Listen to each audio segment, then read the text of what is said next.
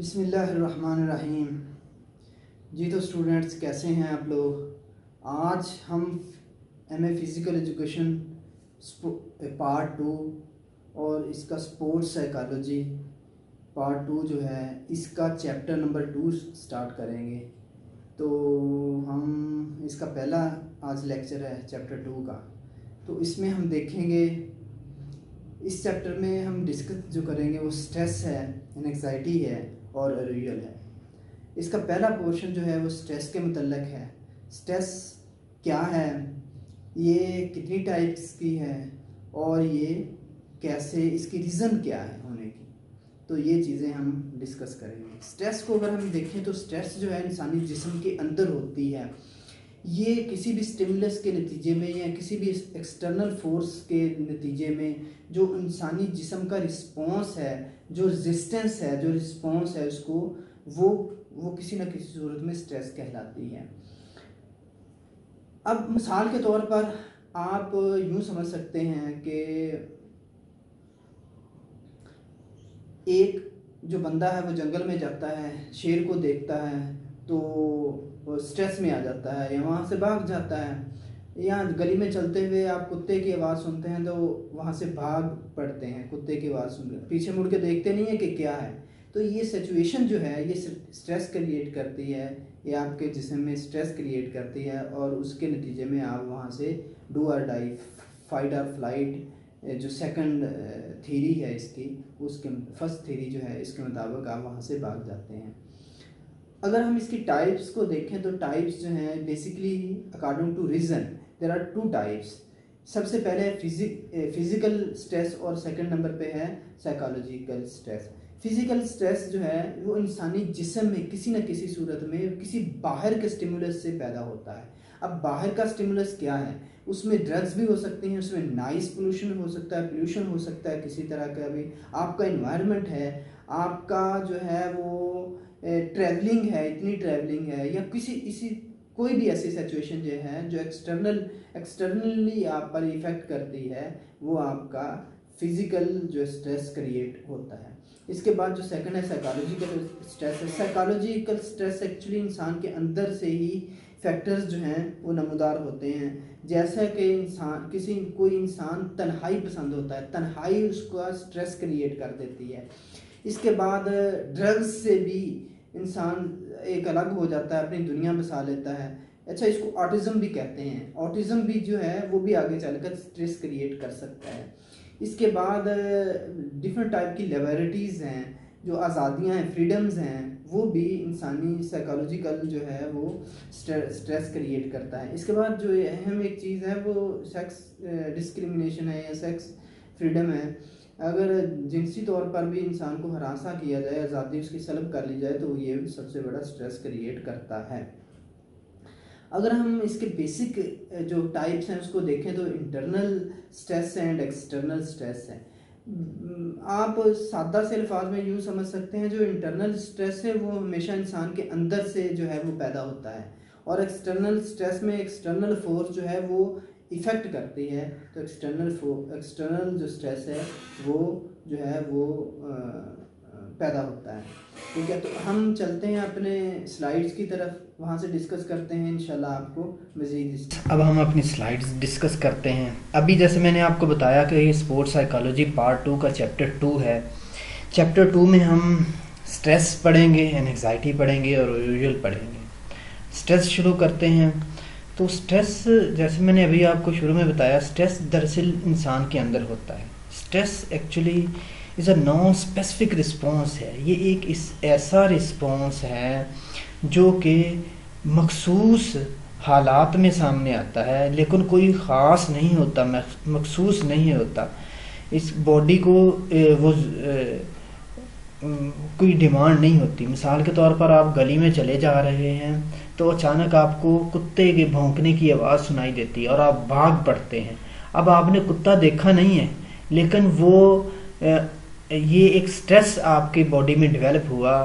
आपके माइंड ने आप ये हुक्म जारी किया कि यहाँ से ये जगह जो है ये छोड़ दी जाए। तो स्ट्रेस जो है वो एक नॉन स्पेसिफिक रिस्पॉन्स है ऑफ द बॉडी का एक नॉन स्पेसिफिक रिस्पॉन्स है। ठीक है, ये दरअसल इंसान के अंदर होता है और इंसान स्ट्रेस में स्टिमुलस इतना अहम नहीं होता, बल्कि सिचुएशन जो है वो ज़्यादा अहम होती है।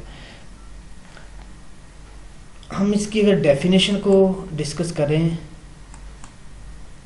तो जैसे मैंने आपको बताया, stress is the non specific response of the body to any demand made on it. ठीक है, तो या आप यूं लिख सकते हैं, stress is the external force.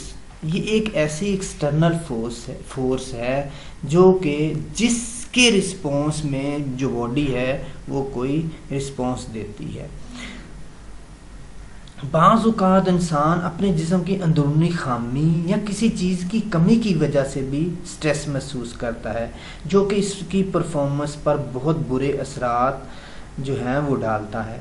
खेल के दौरान जो आसाब और उज़लात में हम आहंगी होना बहुत बहुत ज़रूरी है।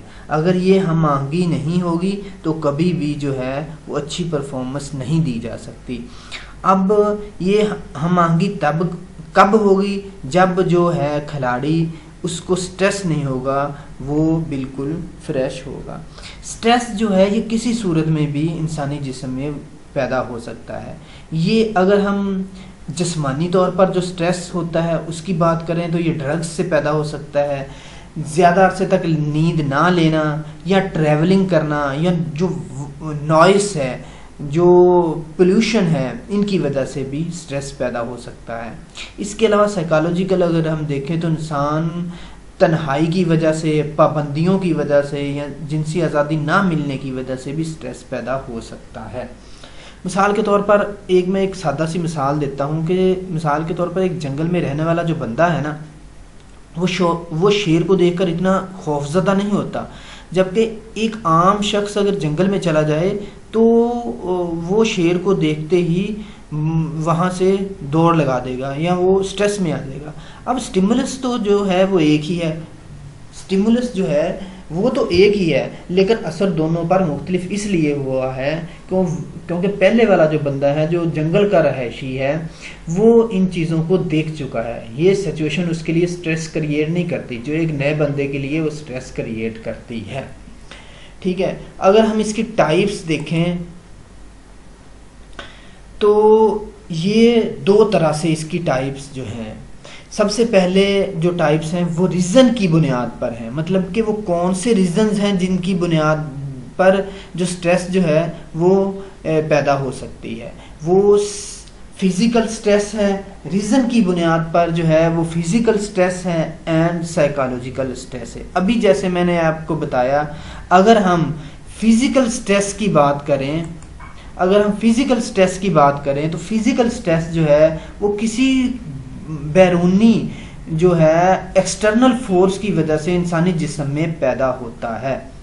ये एक्सटर्नल फोर्स किसी वजह से भी वजूद में आ सकती है। ये ड्रग्स की वजह से वजूद में आ सकती है, ये पॉपुलेशन की वजह से वजूद में आ सकती है, ये नॉइस, ये ट्रैवलिंग या किसी भी नागहानी सूरत में वजूद में आ सकती हैं। अब रीज़न की बुनियाद पर जो दूसरी बड़ी इसकी टाइप है वो है साइकोलॉजिकल स्ट्रेस।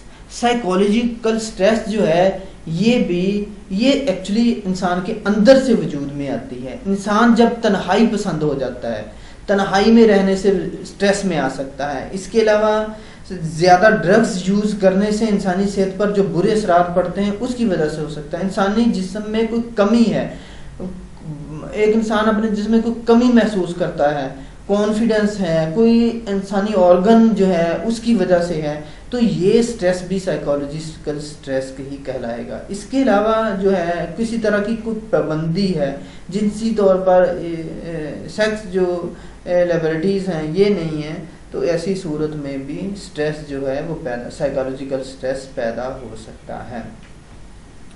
अब इसकी बेसिकली हम अगर देखें तो बेसिकली इसकी दो टाइप्स हैं। ये है इंटरनल स्ट्रेस और एक्सटर्नल स्ट्रेस। जो इंटरनल स्ट्रेस है ये आप साइकोलॉजी स्ट्रेस भी इसको कह सकते हैं। बाज़ औक़ात इंसान अपने जिस्म में कोई अंदरूनी खामी या किसी चीज़ की कमी की वजह से स्ट्रेस महसूस करता है, जो कि इसकी परफॉर्मेंस पर बुरे असरात मुरतब करती है। ज़िंदगी के तमाम दूसरे शोबों की तरह स्पोर्ट्स में भी स्ट्रेस का होना एक फितरी अमर है। अगर खिलाड़ी किसी सूरत में उसमें कॉन्फिडेंस की कमी है या वो अहलियत नहीं रखता या किसी और तरह की कोई कमी है, तो इस वजह से भी वो स्ट्रेस में आ सकता है। अभी मैंने जैसे आपको बताया था कि खेल के दौरान आसाब और उज़लात में हम आहंगी होना बहुत ज़रूरी है, और ये हम आहंगी न्यूरोमस्कुलर कोऑर्डिनेशन कहलाती है। ये न्यूरोमस्कुलर कोऑर्डिनेशन जो है ये खेल के लिए परफॉर्मेंस के लिए बहुत ज़रूरी है। खेल के दौरान जब जिस्म काम करता है तो जहन इसको गाइड करता है। अब जहन जब इसको गाइड करता है, अगर इंसान स्ट्रेस में होगा तो जहन ठीक तरीके से गाइड नहीं कर सकेगा, तो हमारा जिस्म भी सही तरीके से अमल नहीं कर सकेगा। जब जिस्म सही तरीके से अमल नहीं करेगा तो इंसान की कारकर्दगी जो है वो ख़राब हो जाएगी। इसी तरह अगर हम एक खिलाड़ी की बात करें तो खिलाड़ी अगर किसी वजह से स्ट्रेस में है, अगर किसी भी स्टिमुलस की वजह से, वो एक्सटर्नल हो सकती है, वो इंटरनल हो सकती है, किसी वजह से अगर वो स्ट्रेस में है तो उसका माइंड प्रॉपरली उसको गाइड नहीं कर सकेगा, उसका साथ नहीं दे सकेगा, तो जिस्म जो है वो वैसी परफॉर्मेंस भी नहीं दे सकेगा। अगर हम एक्सटर्नल स्ट्रेस की बात करें तो सबसे पहले जो मैंने आपको एक डेफिनेशन बताई थी, stress is the external force. ये एक ऐसी एक्सटर्नल फोर्स है, condition that leads to arousal, जो इंसान को स्ट्रेस की तरफ ले जाती है। बाज़ औक़ात सिचुएशन ही जो है वो थ्रेट होता है। जैसे अभी मैंने आपको मिसाल दी थी वो शेर वाली, कि जो शेर वाली मिसाल में उस सिचुएशन में ही थ्रेट है, या एक वो बंदा जो कुत्ते की आवाज़ सुनकर भाग पड़ता है, उस आवाज़ में या उस सिचुएशन में थ्रेट है। और ये स्ट्रेस तकरीबन हर शख्स को होता है, ये स्ट्रेस तकरीबन हर बंदे को होता है। हर कोई इसको ज़्यादा महसूस करता है, और किसी इंसान का रद्द-ए-अमल ज़्यादा शदीद होता है और किसी इंसान का रद्द-ए-अमल जो है वो कम शदीद होता है। जिन लोगों में इस एक्सटर्नल स्ट्रेस बर्दाश्त करने का हौसला कम होता है, इनकी परफॉर्मेंस भी जो है वो ख़राब होती है। मिसाल के तौर पर एक यूनिवर्सिटी लेवल का मैच जो है वो नेशनल लेवल के खिलाड़ी के लिए इतना अहम नहीं होगा जितना कि खिलाड़ी यूनिवर्सिटी लेवल का जो खिलाड़ी है उसके लिए अहम होगा। यानी इस सिचुएशन में स्ट्रेस तो ज़रूर है, लेकिन दोनों खिलाड़ियों का रद्द-ए-अमल जो है वो एक दूसरे से मुख्तलिफ है। स्टूडेंट, ये कोई इतना मुश्किल नहीं है, आसान है। इसके अलावा हम क्वेश्चन आंसर सेशन कर लेंगे, उसमें आप मुझसे डिस्कस कर सकते हैं। ठीक है, तो हम नेक्स्ट चलते हैं। नेक्स्ट छोटा सा एक टॉपिक है थ्योरीज ऑफ स्ट्रेस के बारे में। थ्योरीज ऑफ स्ट्रेस, ये सील एक साइकोलॉजिस्ट है जो कि इसने 1936 में स्ट्रेस की 3 जो स्टेजेस हैं, वो 3 थ्योरीज हैं वो बताई हैं। ये साइकोलॉजी में रीढ़ की हड्डी की हैसियत रखती हैं। सबसे पहली जो थ्योरी है वो है द अलार्म रिएक्शन स्टेज, और नेक्स्ट वन है the stage of resistance, and the next one है द स्टेज ऑफ एग्जॉस्ट। ये 3 सीरीज हैं। सबसे पहली सीरीज जो है वो हम डिस्कस करते हैं the alarm reaction series. Stress की इस स्टेज में एक्चुअली बॉडी जो है ना वो डिफेंस मैकेनिज्म में, जो इसका डिफेंस मैकेनिज्म है इसका ज़्यादा अमल दखल होता है अलार्म रिएक्शन स्टेज में। यानी जब कोई ऐसा स्टिमुलस महसूस करें जिसमें थ्रेट हो और अब इस थ्रेट को परसीव करें तो जहन फाइट और फ्लाइट यानी मुकाबला करना है या भाग जाने का फैसला करता है। अगर फाइट करनी है तो जिस्म तैयार हो जाता है, पिट्यूटरी ग्लैंड्स जो हैं वो पैदा होते हैं, फिर वो जो है इंसान के जो मुतल्लिका आज़ा हैं जैसे हाथ हैं, पाँव हैं, इनको हुक्म मिलता है और ये जो है ब्लड प्रेशर बढ़ जाता है, जिसकी वजह से खून जो है मसल्स की तरफ ज़्यादा आता है। मसल्स तैयार हो जाते हैं फाइट के लिए या फिर वहाँ से भागने के लिए। ये एक्चुअली मेटाबॉलिक एक रेट है जो कि बढ़ जाता है और पित्ते को रेड ब्लड सेल्स पैदा करने पर मजबूर करता है। इस तरह ब्लड सर्कुलेशन भी तेज़ हो जाती है। ये अलार्म रिएक्शन स्टेज है। आप सादा से लफ्ज़ों में यूँ कह सकते हैं कि अलार्म रिएक्शन स्टेज जो है वो फाइट और फ्लाइट की जो स्टेज है वो है। जब भी कोई एक्सटर्नल फोर्स जो है वो कोई थ्रेट पैदा करे या कोई भी एक्सटर्नल स्टिमुलस जो है वो इंसान महसूस करता है तो उसके लिए तैयार होता है कि क्या करना है। नेक्स्ट स्टेज है स्टेज ऑफ रेजिस्टेंस। अगर किसी जिस्म में स्ट्रेस की वजह से तमाम निज़ाम तेज़ हो जाएं, यानी ब्लड प्रेशर, शुगर, दिल की धड़कन वगैरह तेज़ हो जाए, तो इन सिस्टम्स को वापस अपनी नॉर्मल हालत में लाना ज़रूरी होता है। इसलिए जो है वो नर्व सिस्टम जो है इसको दोबारा अपनी नॉर्मल हालत में लाया जाता है। मसलन कि दिल की धड़कन, शुगर, ब्लड प्रेशर को नॉर्मल हालत में लाया जाता है। ठीक है, तो ये जो स्टेज है ये रेजिस्टेंस स्टेज कहलाती है। इसके बाद है एग्जॉस्ट स्टेज। अगर स्ट्रेस ज़्यादा अरसे के लिए कायम रहे और मुकाबला करने के बाद भी इस असर को ख़त्म ना किया जा सके तो दूसरी स्टेज भी फेल हो जाती है और जिस्म के सिस्टम नॉर्मल नहीं हो पाते। ठीक है, तो ऐसी जो सिचुएशन है ये देर तक अगर ऐसी हालत रहेगी तो जो साइकोसोमैटिक डिजीज़ हैं वो पैदा होना शुरू हो जाएंगी, यानी ऐसी बीमारियां जो ज़हनी तनाव, ज़हनी परेशानी की वजह से पैदा होती हैं और इनका जिस्म पर असर होगा, जो कि जिस्म के मुख्तलिफ हिस्सों जैसे मैदे में प्रॉब्लम्स, ब्लड प्रेशर का हाई रहना, एलर्जी, ज़हनी तवाज़ुन का ख़राब होना या हार्ट अटैक वगैरह शामिल हैं। अब ये दोनों स्टेजेस जो हैं ये आपस में इंटरलिंक हैं, इनकी कड़ियाँ आपस में मिली हुई हैं। अलार्म स्टेज में डू और डाई का मकाम होता है, फाइट और फ्लाइट का मकाम होता है, और नेक्स्ट स्टेज ऑफ रेजिस्टेंस में अपने वो काम करके फ्लाइट है तो भाग जाना है तो भाग गया, या फाइट है तो लड़ाना है। इसके बाद जो है नेक्स्ट स्टेज शुरू होती है, वो अपने जिस्म को नॉर्मल हालत में लाना है। अगर नॉर्मल हालत में ना लाया गया, ना जिस्म नॉर्मल हालत में आया, तो स्टेज ऑफ एग्जॉस्ट जो है, तो ऐसी सूरत में जिस्म जो वो मामलात हैं एग्जॉस्ट हो जाते हैं।